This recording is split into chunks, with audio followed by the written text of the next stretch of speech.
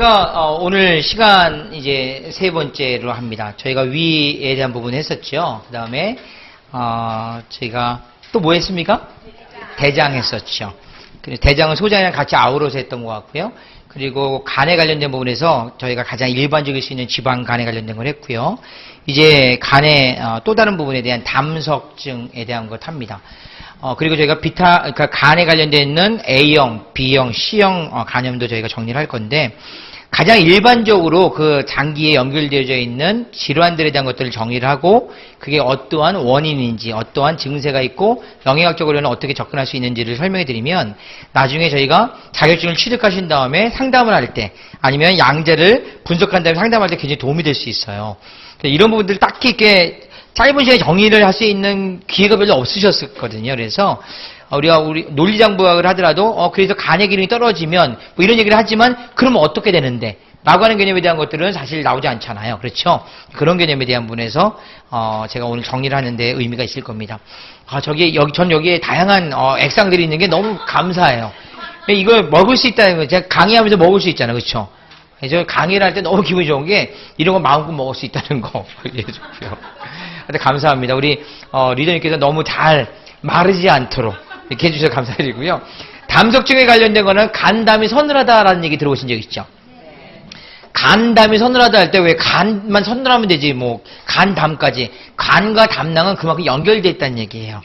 간과 담낭은 떼어놓고 이야기하기가 좀 어렵습니다. 왜냐하면 뭐 오행으로 봐도 목이라고 하는 부분에 간과 담낭이 연결되어 있지만 간과 담낭은 인접되어 있는 장기이기도 하지만 간에서 만든 쓸개액, 담즙이라고 하는 걸 모아두는 주머니가 담낭이거든요. 쓸개 주머니이기 때문에 간의 기능이 약하면 쓸개액, 담즙을 만들기가 어렵겠죠. 그럼 모아지기도 어렵겠네요. 그래서 그런 분에서는 인접되어져서 같이 상호 영향을 줄 수밖에 없습니다. 혹시 우리 주변에 쓸개 빠진 놈이라고 하는 분들이 좀 있어요. 혹시 들어보셨습니까? 어떻게 우리 조상들은 그렇게 잘 하셨는지 쓸개 빠진 놈들이 있으면 쓸개 주머니를 빼면 쓸개 빠진 분이 되는데 쓸개 주머니가 없다고 해서 담낭의 기능이 몽땅 다 무너지는 건 아닙니다. 때문에 양자 분석을 했을 때 쓸개 주머니가 없으면 담낭의 기능, 우리가 쓸개의 기능이 다 무너지겠구나, 플러스가 잔뜩 뜨겠구나, 그렇지 않습니다. 왜냐면 우리 몸이 만약에 그렇다고 한다면 우리는 우리 몸에서 이 없으면 잇몸이라는 얘기 들어보신 적 있죠. 반드시 대체할 수 있는 능력이 있어요. 우리가 신장 하나를 만약에 어떤 이유 때문에 떼어내게 된다면 또 다른 하나의 신장이 120%만큼 좀 비대해져서 보상형 비대라고 말합니다. 좀 더 약간 사이즈가 커지면서 그 일들을 다 수행하거든요. 이었으면 잇몸이에요. 그렇게 만들어 놨으면, 그렇지 않으면 우리는 굉장히 생명 유지 지속하는데 어려움이 있겠죠. 그런 것처럼 담낭이 없다면 간이 담즙을 만드는 기능에 대한 게 사라진 게 아니라 모아두는 주머니가 없으니까 기름진 걸 먹을 때마다 담즙을 써야 되는데 모아둔 주머니가 없으니까 간이 그때마다 계속 만들어야 되니까 간이 힘들고 과부하를 받을지언정 나머지 이상한 일들이 벌어지는 건 아니란 얘기예요. 이해되셨죠? 그런 개념에 대한 뭔가 대타가 있다라고 하는 생각을 가지시면 되는 거죠. 물론 간은 힘들 수 있겠지만 빈궁마마라고 아십니까? 우리가 자궁이 적출되어지면은 우리가 자궁이 없으니까 그걸 빈궁마마로 이해를 또 어떤 분이 하시지만 자궁이 없다라고 한다면 폐경이라고 이야기를 하시지만 사실상 원래 우리가 알고 있는 폐경은 아니에요. 생리를 하지 않을 뿐이에요. 난소가 기능을 수행하고 있는 한 난소에서 만든 난자가 자궁 내벽에 착상되어졌다가 배란되어지지 않고 떨어져 나가는 것을 우리가 생혈이라고 말한다면 그 부분에 대한 것이 떨어져 나갈 장소가 없으니까 생리를 안 할 뿐이지만 난소가 난자를 만드는 기능은 한다라는 거죠. 여성 호르몬을 만드는 데 있어서 전혀 지장은 없습니다. 물론 전혀 없다는 표현이 맞는지는 모르겠어요. 영향을 직간접적으로 받을 수는 있으나 그러나 그게 완전히 전멸하는 건 아니란 얘기죠. 그래서 그런 부분에 대해서도 왜 자궁이 없는데 여성 호르몬이 폐경이 된 것 같은데 이렇게 멀쩡합니까? 부인까지라 해서 자성 호르몬, 성선자고 그럼 왜 이렇게 괜찮습니까? 라고 하는 것들은 당연히 괜찮은 겁니다. 물론 난소를 다 떼어냈을 경우엔 예외예요. 그러면은 그때는 안 돼요. 그러면 아예 원초적인 부분이 문제 생기는 거예요. 그래서 그런 부분에 대한 건데 난소에 뭐 어떤 혹이 있거나 이래가지고 떼어내는 경우가 있거든요. 그럴 경우에는 어려워지게 됩니다. 뭐 그런 부분들 그걸 이해를 하시고요. 담석증 하겠습니다. 원래 담석증은요, 쓸개 주머니에 석, 돌이 있다. 그래서 이거는 뭐냐면 담낭이라고 하는데 콜레스테롤이든 어떤 이유에 의해서 그게 엉겨져 생긴 고용화된 물질들을 의미하는데 이게 원래는 간디스토마에 의한 담석증이 많았어요. 밀물고기를 날거를 먹었을 때 이 간디스토마가 이 담석증이라고 하는 개념의 주 원인이었어요. 그때 색깔은 조금 검붉기도 하고 뭐 이런 색깔이었어요. 근데 요즘은 밀물고기 먹는 분이 별로 없죠. 지금 뭐 때문에 생기냐면 고콜레스테롤 담석증이 많아요. 콜레스테롤이 많은 것을 많이 먹어서 생긴 쓸개를 굳이 많이 만들어야 되고 얘가 엉기고 뒤섞여가지고 생기게 되어져 있는 우윳빛을 내고 있는 돌 덩어리, 그래서 그걸 담석증, 최근에는 콜레스테롤 담석이 더 많습니다. 일단 그거는 음식물 때문이고요. 그러면 쓸개, 담석증에 대한 부분들을 보도록 하겠습니다. 한번 또 들어가 봐야 되겠죠? 쓸개 안으로 한번 가보죠. 과식을 하거나 기름진 음식을 먹은 뒤에 유난히 속이 더부룩하거나 심하면 통증까지 느낀 적이 있으십니까? 위나 장에 이상이 없는데도 이런 증상이 계속된다면 담석증을 의심해 볼 수 있습니다. 예, 담낭으로 한번 들어가 보겠습니다. 따라 하시면 안 돼요. 이 담이란 간 아래쪽에 있는 담낭, 즉 이 쓸개를 말하는데요. 담도를 통해서 간과 연결되어 있는 쓸개는 간에서 만들어진 담즙을 저장하는 곳이죠. 이 쓸개와 담도 안에 있는 담즙에 찌꺼기가 생겨서 마치 단단한 돌처럼 뭉친 것이 바로 담석입니다. 이 몸속에 돌이 있다니 쉽게 상상이 안 되는데요. 담석이 생긴 쓸개 안으로 직접 들어가 보겠습니다.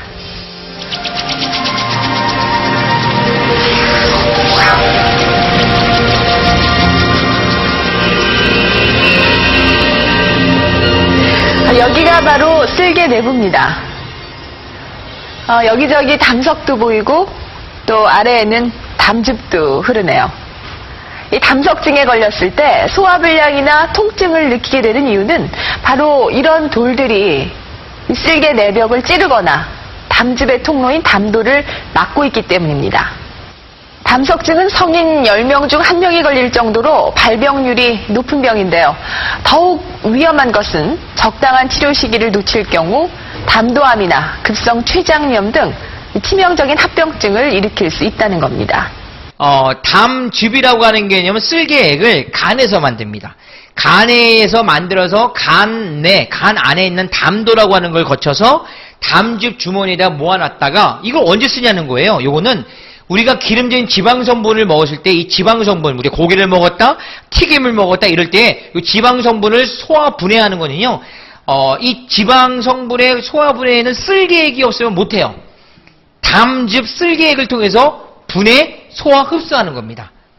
그래서 우리가 이 담낭을 제거한 분들은요, 삼겹살 먹으면 설사하는 경우가 있어요. 왜냐면 과도하게 먹었는데 간에서 만들 수 있는 능력이 역부족이니까 아주 내쳐버려 그러면 설사로 내보내는 거예요. 하여튼 그런 경우가 있고, 선천적으로도 그걸 만드는 능력이 좀 약한 경우도 있는데, 하여튼 그 담석이라고 하는 것은 쓸개와 그 쓸개 안에 있는 담즙의 찌꺼기들이 콜레스테롤에 엉겨서 생기는 콜레스테롤 담석이 많다는 말씀을 드렸고요. 성인 10명 중에 1명이 발병이 높다는 말씀은 드렸습니다. 담석증이라고 하는 개념에 대한 부분에 증상과 그 기전을 보셔야 되는데 이게 어떠한 증세가 있나를 보셔야 되는데 이게 부위의 특성상 간이랑 관련되어 있죠. 간은 심장은 왼쪽에 있지만 간은 오른쪽에 있어요. 물론 가끔 가다가 바뀐 분이 있는지 모르겠는데 그러면 기네스북에 나와야 됩니다. 간은 왼쪽 쪽에 있어요. 그래서 간은 오른쪽에 있고 심장은 우리가 국경교대 할 때 이렇게 하잖아요. 심장은 이제 왼쪽 가슴에 있고 오른쪽에 있으니까 요쪽 어딘가가 조금 아프면 뭐 이런 생각을 한번 해보셔야 됩니다. 한번 그 증상과 기전을 보도록 하겠습니다. 예. 우리 상담할 때 활용하셔야 돼요. 담석증의 대표적인 증상은 급체한 것과 비슷한 복통과 황달, 오한과 고열 등이다. 염증 때문입니다. 그렇다면 이러한 증상은 왜 생길까? 간에서 만들어진 소화액인 담즙은 담도를 따라 내려와 쓸개에 저장된다. 이때 담도를 막고 있는 담석이 담즙을 따라 움직이면서 밀려요. 담도벽에 상처를 내면 통증이 발생한다. 또한 담석이 담도를 막은 채로 시간이 오래 지나면 염증이 생겨 온몸에 열이 나고 황달 증세가 나타난다. 그렇다면 통증이 느껴지는 부위는 어떤 곳일까? 부위는 흔히 명치라고 부르는 복부 여기서 한가운데 심장, 지점과 간. 복부 오른쪽 그리고 같은 위치의 등 쪽에서도 심한 통증이 느껴지면 여기가 담석을 경락이 의심해볼 지나가기 필요가 때문에 있다. 그런 거예요. 보세요. 앞판에서 볼 때는 이쪽이지만 뒷판으로 보면 이쪽이잖아요. 무슨 말인지 아시겠죠? 이쪽이 만약에 심하게 쑤시면서 이상하다. 기름진 거 먹고 그러면 좀 이상하다. 막 열이 나고 막 그러면 이쪽인 겁니다. 아시겠죠? 그런 개념으로 보시면 되는 거고요. 예. 담석증에 관련된 부분에서는 증상이 복통과 황달, 오한, 고열, 이거 염증, 아까 그 담도가 내려가면 쓸려가지고 염증이 생겼을 때 나는 겁니다. 그렇게 해서 구토라고 하는 거는 이제 우리 몸에서 이런 일이 벌어질 때는 이렇게 제껴버리거든요. 그 다음에 통증의 부위는 이렇게 말씀드렸고요. 이 담석에서는 중요한 게 4F예요. 네 가지 F가 만약에 나한테 연결돼 버리면 이거는 거의 담석으로 가요. 근데 이게 여성분들한테 불리합니다. 보겠습니다. 이 서부 영화에 등장하는 인디언들은 한결같이 다부지고 날렵한 체격이었죠. 1906년에 촬영한 이 가족의 모습은 전형적인 인디언의 모습을 보여주고 있습니다. 날씬했어요. 하지만 100년이 지난 지금 인디언들의 모습은 상당히 체급이 달라졌습니다. 요랬는데 지난 2004년에 열린 미스 아메리칸 인디언 선발대회 수상자들의 모습입니다. 아름다움의 척도예요. 이 날씬함으로 승부하는 다른 미인대회 수상자와는 달리 모두 비만한 체격인데요. 인디언 보호구역에 살게 된 뒤로 많이 먹고 적게 움직이는 생활 습관이 비만 인구를 사육당한 급증시킨 것이죠. 그 중에서도 비만도가 가장 심각한 부족이 바로 아리조나주의 피마 인디언인데요. 흥미로운 것은 이 피마족 여성들 가운데 73%가 담석증을 가지고 있다는 사실입니다. 10명 중에 7명. 이렇게 담석증은 남성보다는 여성 그리고 비만한 경우에 더 많이 발생하는데요. 이 밖에도 40대 이후에 중년층이나 출산 경험이 많은 사람들도 담석증에 걸릴 확률이 높다고 합니다. 그럼 이게 무슨 얘기입니까? 40대 이상의 여성 중에 출산 경험이 있으면서 배가 나온 분. 그건 완벽한 거예요. 근데 여성 중에 이렇지 않은 분이 만만치 않거든요. 대부분 다 이렇잖아요. 이때 폐경이 일어나기 때문에 특히 이제 배가 나오거든요. 그래서 40대 이상의 여성 중에 출산 경험이 있는 배 나온 분이라고 하는 분이 예외가 없어요. 근데 조심하셔요. 이럴 때 담낭을 제거하는 수술도 받고 막 그러거든요. 조심하셔야 되고요. 이 네 가지를 담석증의 4대 위험 요소, 즉 4F라고 하는데요. 하지만 날씬하다고 해서 안심할 수만은 없습니다. 예. 많은 전문가들이 비만한 사람은 물론 무리한 다이어트로 급격히 체중을 줄인 사람들 역시 담석증에 걸리기 쉽다고 경고하고 있기 때문입니다. 무리한 다이어트를 해서 지금 당장 봤을 때는 가늘프 보이는 분들 있죠? 이분들도 이게 걸릴 가능성이 커요. 그 이유가 있습니다. 그건 좀 이따 설명드릴 거고요. 이제 요 F라고 하는 거는 앞에 있는 이니셜만 딴 거예요. 여기에 관련되어 있는 분 여성이냐, 비만하냐, 40대냐, 출산 경험이 있냐 라고 하는 개념이 굉장히 큰 변수를 작용한다는 걸 말씀드렸고요. 콜레스테롤 담석이라고 하는 개념이 요즘은 가장 일반적이다. 여성, 남성보다 30% 높게 이쪽에 민감하다. 비만한 사람들은 그렇지 않은 사람보다 훨씬 더 높고요. 전체 담석 환자 중에 85%가 미국의 경우에 콜레스테롤 환자가 높더라. 뭐 이렇게 얘기했고요. 그 다음에 40대냐, 다산이냐 이런 개념 얘기했습니다. 아까 무리한 다이어트를 했을 경우라는 얘기도 했었죠. 이게 왜 담석증에 대한 원인이 되는지에 대한 것들을 한 말씀. 굶어서 절식하고 금식하고 해가지고 다이어트 하신 분들이 요게 또 올 수 있어요. 그 이유는 이 기전 때문에 그렇습니다.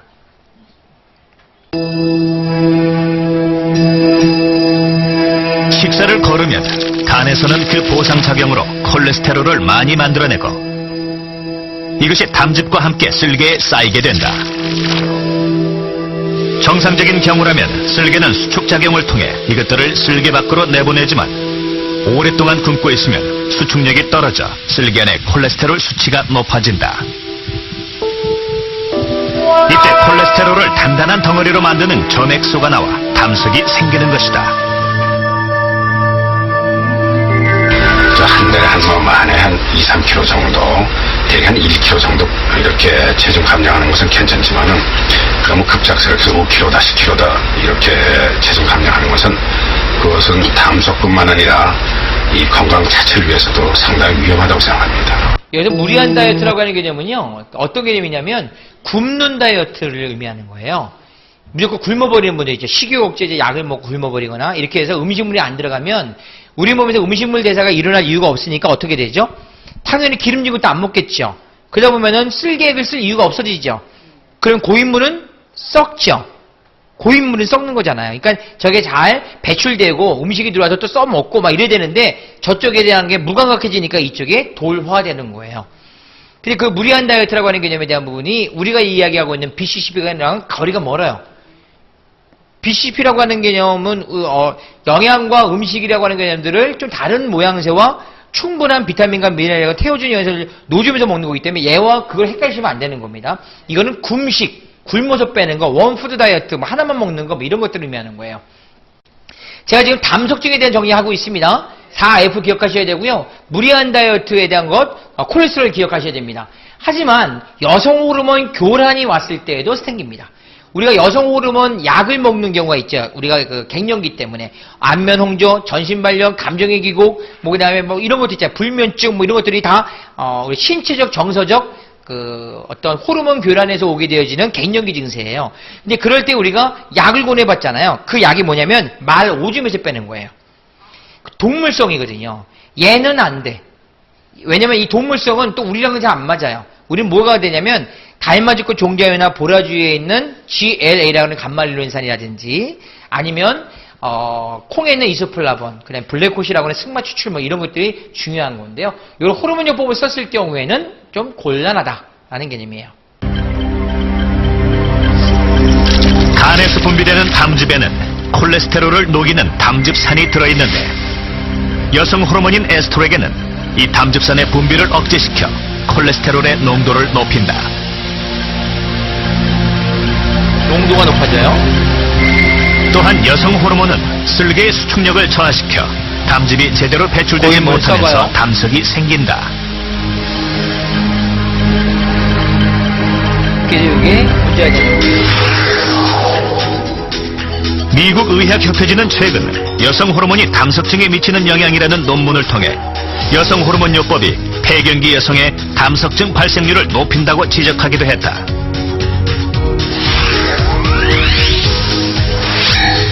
(9년) 동안 여성 호르몬을 투여한 그룹을 조사한 결과 그렇지 않은 그룹에 비해 담석증에 걸릴 확률이 2배나 높은 것으로 나타난 것이다. 이거는 호르몬 요법이라고 하는 약을 썼을 경우를 의미하는 것이죠. 우리가 천연적인 개념은 그렇지 않습니다. 담석의 위치에 따라서 종류가 좀 바뀌어요. 담석의 위치 중에 담낭에 있다. 라면 이제 담낭의 담석이라고 말합니다. 하지만 간 바깥에 있는 도라고 하는 그 길, 거기에 있는 걸 간 외 담도 담석이라고 말합니다. 간 내에 있는, 간 안에 있는 담도도 있다고 그랬죠? 거기에 있는 담석도 있습니다. 요거는 간경화와 간 내 담도함의 원인이 되기도 합니다. 왜? 간 안에서 얘가 막혀버리면 골치 아파지거든요. 하여튼 위치에 따라서 이렇게 이야기하고요. 보통 우리가 담낭을 제거했어 라고 말하면 요겁니다. 하지만 그렇지 않은 경우에는 이런 부분에 대한 거 아까 기억나시죠? 쓸려나가서 하는 것도 이런 개념들이 많다라고는 보시는 거고요.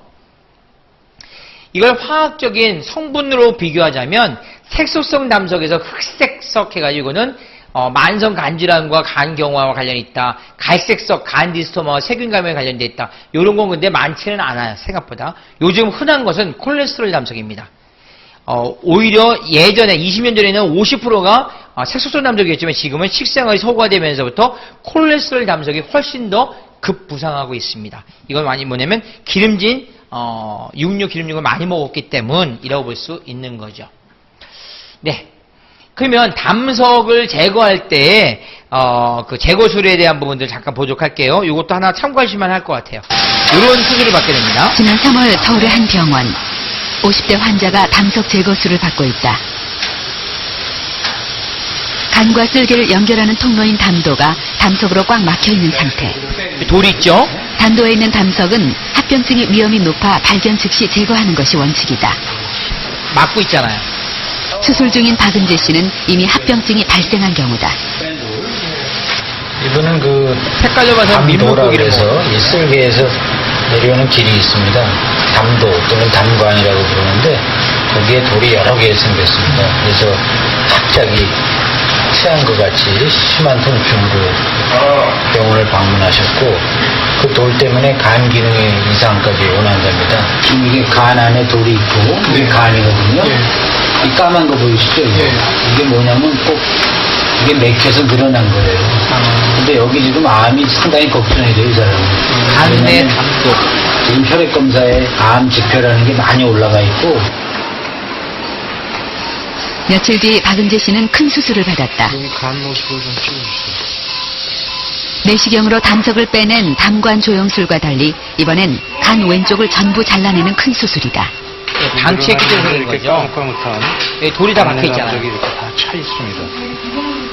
간 안에 있는 담도에 아직 여러 개의 담석이 남아있는 데다 담석 주변에서 담도암으로 보이는 병변까지 발견됐기 때문이다. 이게 다 돌인 거예요. 이런 경우는 대개 수술로서 오랫동안 담석을 방치한 것이 원인이었다. 하면 제거가 되죠. 그 오래 있으면서 이 간의 그 세포를 계속 그 기계적으로 만성적으로 자극을 했습니다. 그래서 원래 정상이던 그 세포가 염증 세포로 바뀌었고요. 그것이 또 몇 년이 지나면서 암 세포로 바뀔 수가 있습니다. 이 자극이 자꾸 되면요. 그래서 결국은 이와 같이 암이 생겼다고 생각이 듭니다. 담낭을 우리가 제거할 때 이런 수술을 받는데 요즘 이렇게 받고 있습니다. 이것도 알아주시면 좋을 것 같아요. 내시경을 통해 요즘 쓸개를 복강경으로 떼어내는 복강경 담낭 절제술. 복부에 얇은 구멍에 관을 세 개를 끼우고 넣고 가스를 깎아야죠. 주입해 수술을 할 수 있는 빈 공간을 만든 다음 쓸개를 잘라내는 비닐봉지 방식이다. 안에 넣어놓습니다. 터질까봐. 이렇게 잘라낸 쓸개는 수술용 비닐봉투에 담아 배꼽으로 빼낸다. 지금 쓸개가 나오고 있습니다. 그래서 배꼽으로 해갖고 쓸개를 갖다 이렇게 간단하죠. 배출하게 되어 있습니다. 벽이 딱딱하고요. 이 저 혓바닥 안에 얼마나 돌이 경우에는 많을까. 담낭 절대 암의 어렵습니다. 위험성이 있기 때문에 수술 갖다 꼭 권해드리는데요. 이 안에 돌이 들어있나요? 예. 담석을 확인하기 위해 쓸개를 절개해봤다. 담낭 전체를 갖다가 담석으로 가득 채울 정도로 10년 전 작은 알갱이에 불과했던 담석은 지름 1cm 내외의 큰 돌로 자랐고 그 숫자도 늘었다. 손가락 2개 얼마나 크기의 아팠겠어요. 쓸개에서 무려 13개의 돌이 나온 것이다. 얌전히 있는 담석은 문제가 안 돼. 예, 저분은 과거에 태어나셨으면 이제 고승이었을 가능성이 크다고 생각하는데, 예, 이러면 또 이거 웃자고 하니까 오해하지 마시고.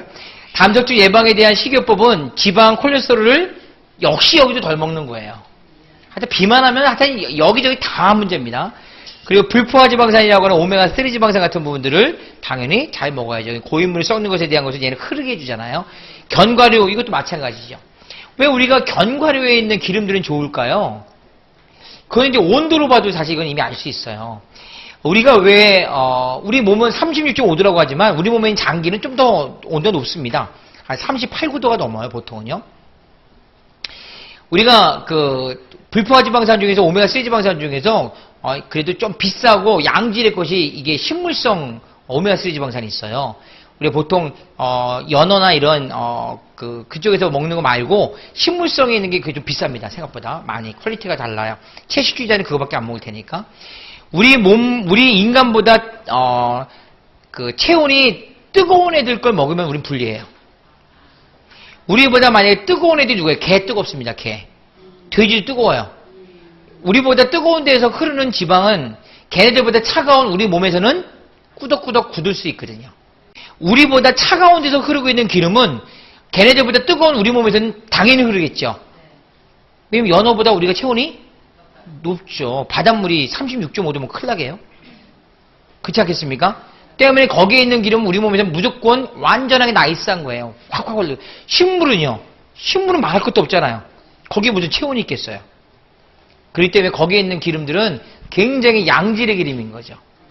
그래서 사실상은 그것만 보더라도 이게 먹어야 돼 말아야 돼 판단할 때는 내 몸에 있는 체온보다 얘가 높아 낮아 이걸 보시면 돼요. 그러면 일단은 먹는 데 있어서 판단의 기준이 셉니다. 흐를 거냐 안 흐를 것이냐 결정될 테니까.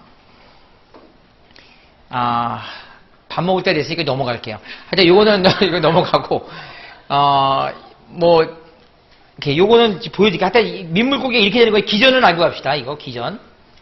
디스토마 감염을 방치한 것이 원인이었다. 디스토마가 원인인 담석은 담관에 생기는 경우가 많고 약도 잘 듣지 않아 대부분 수술을 해야 한다. 아파. 아유, 막 참는데 이걸 해가지고 참는데 아우 굉장히 아파요. 간에 생긴 담석은 일부 간을 잘라내기도 하지만 담석이 흩어져 있는 경우는 내시경을 이용한다. 담도에 생긴 담석은 담도염이나 간경화를 유발하기 때문에 발견 즉시 제거해야 한다. 담도에서 발견된 돌은 갈색을 띠는 갈색성. 담석은 고지방 식이로 인한 콜레스테롤 석과 간질환이 원인인 흑색성. 디스토마 같은 기생충 감염으로 나타나는 갈색성으로 나뉜다. 예, 요즘은 얘가 더 일반적이라고 말씀드렸습니다. 아까 그 환자분들 대부분 이런 색깔이었기 때문에 이쪽보다 이쪽이 좀 더 강했던 것 같아요. 최근에는 콜레스테롤 담색이 증가 추세지만 여전히 갈색색이 차지하는 비율은 높은 편이다. 그렇다면 몸 안에 돌이 만들어지는 이유는 무엇일까? 담즙이 흘러내리면서 찌꺼기들이 디스토마에 엉겨붙으면서 덩어리가 생기는 것. 디스토마가 돌을 응집시키는 일종의 핵으로 작용하는 것이다.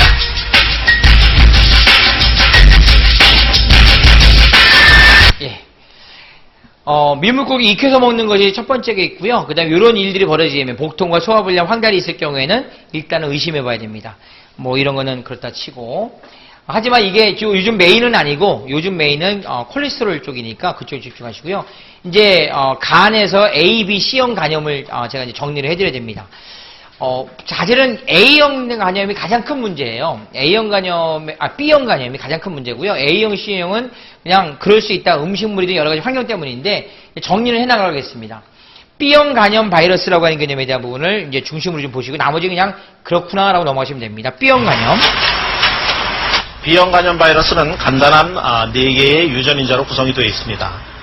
여러분들이 한국생명공학연구소의 이영익 박사. 이 중에서 이번 달 이탈리아에서 열리는 바이러스 학회에 보고할 B형 간염 바이러스에 관한 최신 이론을 공개했다.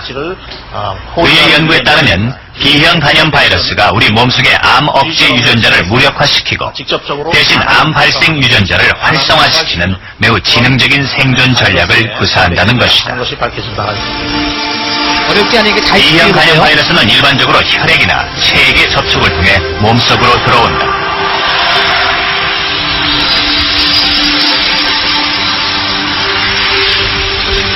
간에 도착한 바이러스는 입고 있던 껍질을 벗고 세포 안의 핵 속으로 침투한다. 이게 중요해요. 이 B형 간염은 세포 안에 있는, 간세포 안에 있는 핵으로 침투해버려요. 그러니까 간세포 안으로 침투한 거죠. 그쵸? 그러니까는 이 부분이 간의 세포를 죽이는 이유가 됩니다. 그 B형 간염은 간세포 안에 핵 안으로 들어가기 때문에 얘를 물리치려고 하는 우리 몸에 있는 면역계통이 얘를 죽이려고 하면 간세포를 깨고 들어가야 돼요. 그러니까 간세포 안에 있는 B형 간염을 죽일 수는 있는데 모두 죽죠? 간세포도 같이 죽잖아. 그러니까 우리 몸에 있는 면역이 우리 몸에 있는 간세포를 치게 될 수밖에 없어요. 그게 아주 얄궂은 이유죠.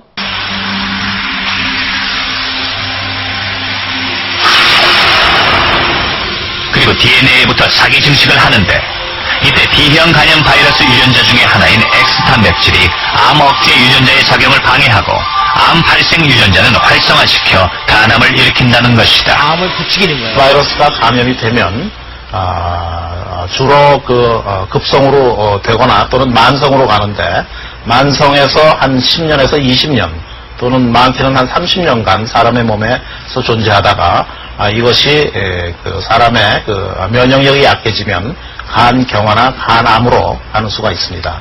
이때는 바이러스와 사람과의 싸움이라고 보는데 사람이 바이러스의 공격력을 감당하지 못하고 면역력이 약화되기 때문에 간경화나 간암으로 가는 그런 일이 종종 있습니다. 예. B형 간염은 감염되어지는 겁니다. 근데 이게 일반적인 접촉으로는 안 돼요.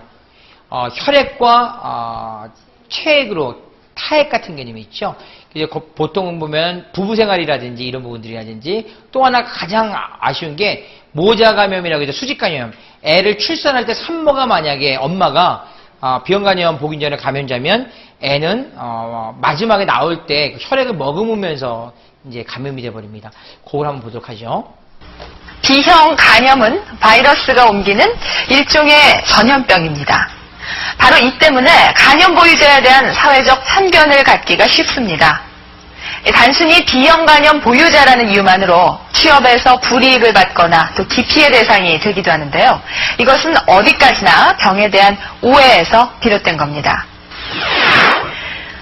B형 간염의 감염 경로 중에서 가장 많은 것은 간염 바이러스를 가진 산모가 분만할 때 나오는 혈액에 그 아기가 감염이 되는 모자 감염? 수직 감염이라고 합니다. 수직 감염이라고 하고. 그 밖에 오염된 주사기나 바늘, 성행위 등도 원인이 되는데요. 결론적으로 말해서 일상적인 접촉만으로는 감염 바이러스에 감염될 가능성은 거의 없습니다. 간암은 다른 암과는 달리 그 원인 인자가 매우 뚜렷합니다. 원인을 알면 예방과 치료는 한결 수월해지는 법인데요. 결국 간염이 간경변을 거쳐서 간암으로 진행이 된다면 문제의 발단이 되는 간염만 잘 다스려도 암 발생을 상당 부분 막을 수가 있습니다. 여기에서 중요한 거는 이 B형 간염이 지방간이랑 만나게 되면 이제 환상적인 거예요. B형 간염과 지방간이 만나면 간경변, 간경화라고도 하죠. 그리고 간암으로 갈 확률은 너무너무 높습니다. 그래서 이런 부분에 대한 것들을 명확하게 가져가야 된다. 모자 감염에 대한 거 정리합니다. 수직 감염이라고 아까 그랬죠. 감염단 주로 주산기, 즉 임신 8개월경부터 출산 일주일 사이에 B형 간염 바이러스를 가지고 있는 산모로부터 태아 또는 신생아에게 바이러스가 옮겨지는 것을 말한다. 전염력이 강한 산모의 경우 임신 중에 바이러스가 태아에게 옮겨가기도 하지만 대개는 출산 당시에 감염된다. 다량의 체액과 혈액에 노출되면서 바이러스를 그대로 받아들이게 되는 것이다.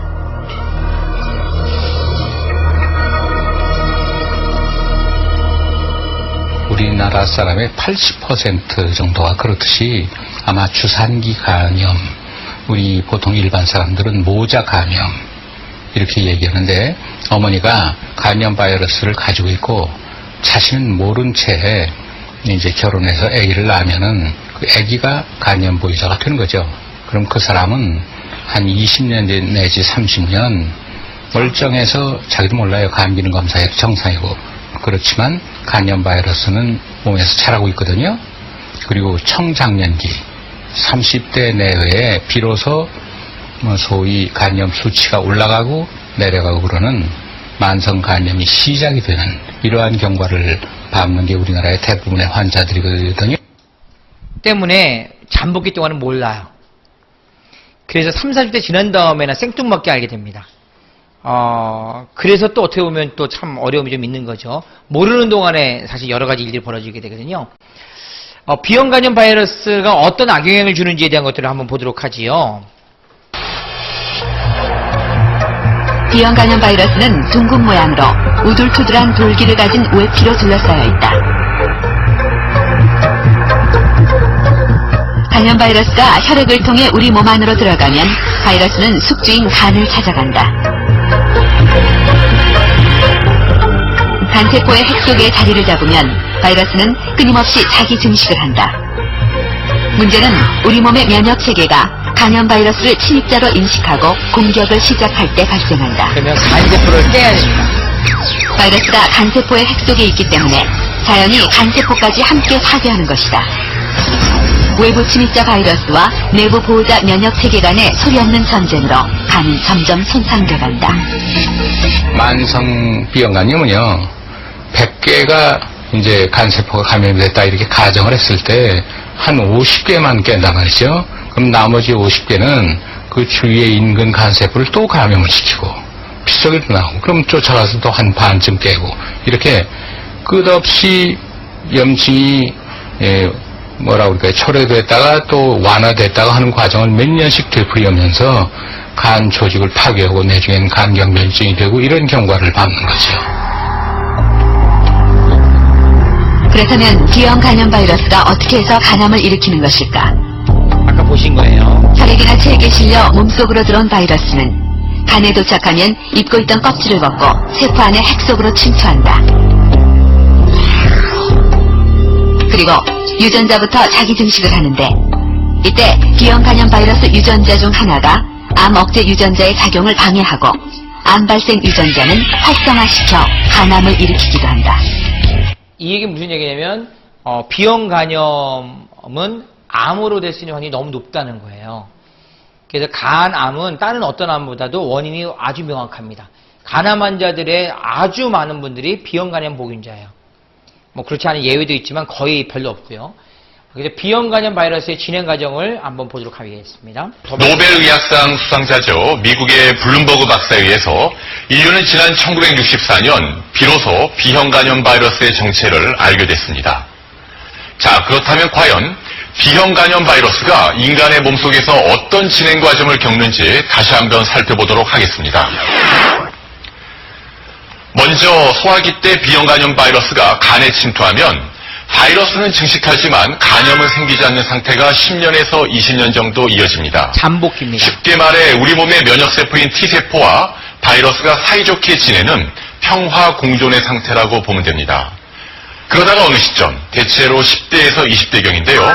면역세포가 B형 간염 바이러스를 적으로 깨닫고 제거에 들어갑니다. 그러니까 양측이 서로 전면전에 돌입하는 것이죠. 이 과정에서 간세포가 파괴되고 염증이 생기는데 이것이 바로 급성 간염입니다. 그러나 전쟁 결과 면역세포가 바이러스를 성공적으로 제압하면 너무 좋은 곧 거죠. 회복되고 정상 간으로 돌아옵니다. 문제는 만성 간염입니다.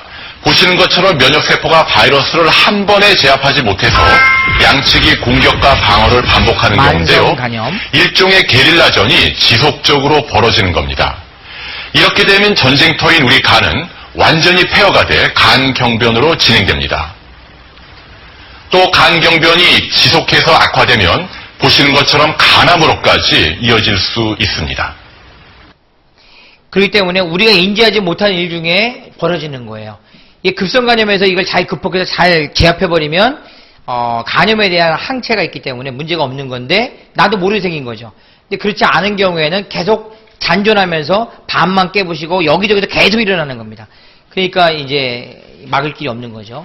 이럴 때 사실 간에 좋아할 수 있는 비타민 B군, 양질의 단백질, 그리고 밀크세리 같은 간세포를 재생하는 것들을 듬뿍 넣어주면서 간이 안 좋아할 것들을 최대한 줄이면 술도 좀 안 먹고 덜 피곤하게 하고 스트레스 안 받고 이물질, 화학성분들, 그 다음에 이상한 것도 있잖아요. 천연이 아닌 것들 더 안 먹고 이러면 간이 덜 힘들기 때문에 괜찮아지는데 그러면 평생 무리 없이 살 수 있어요.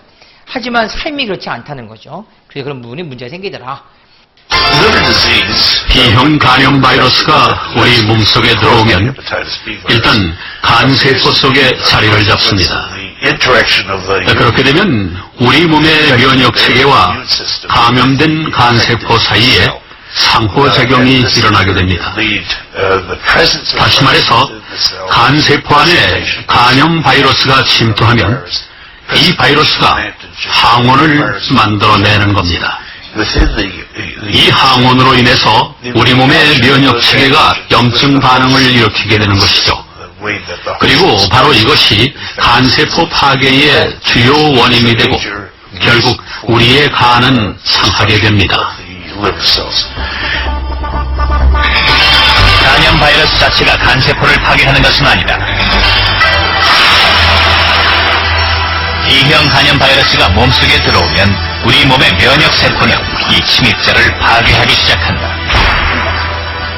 그런데 바이러스 자체가 간세포 안에 있기 때문에 자연히 간세포까지 함께 파괴되는 것이다. 우리가 우리 공격하는 거예요. 어쩔 수 없이. 간세포가 파괴되면 간에 염증이 생기고 염증과 회복이 반복되면 간이 굳어지는 간경변으로, 그리고 이것은 다시 간암으로 이어진다. 이 개념을 좀 더 실질적인 간으로 보게 되면 간이 이제 바뀝니다. 사람의 정상적인 간은 표면이 매우 매끄럽고 부드러우며 색깔 또한 선명하다. 그러나 30대의 간염이 만성화되면 혈관이 보이기 시작하고 표면에 조금씩 굴곡이 생긴다. 간경변으로 가는 첫 단계다. 40대의 간경변이 되면 표면은 눈에 띄게 울퉁불퉁해지고 이것은 50대가 되면서 간암으로 이어진다. 간염은 이렇게 우리 몸속에서 변화와 발전을 겪은 B형 간염의 마지막 모습이라고 할 수 있다. 네. B형 간염 복용자, 그리고 간 경변, 간암에 관련된 것들 충분히 보셨고요. 여기 반암 환자 중에서 71.7%가 B형 간염 복용자라고 한다면 10명 중에 7, 8명이 B형 간염이에요. 그러니까 아주 확실한 원인이 되는 거죠. 이런 부분들이 있기 때문에 우리가 B형 간염에 관련된 부분들을 잘 도와줘야 된다라고 되어 있는 겁니다. 딱히 여기에 관련돼서는 약은 없는 거로 보여지는데요. 근데 우리가 간에 좋을 수 있는 영양과 환경을 만들어주게 되면 이게 더 이상 진도가 안 나간다라고 하는 것이 장점인 거죠. B형 간염의 합병증은요.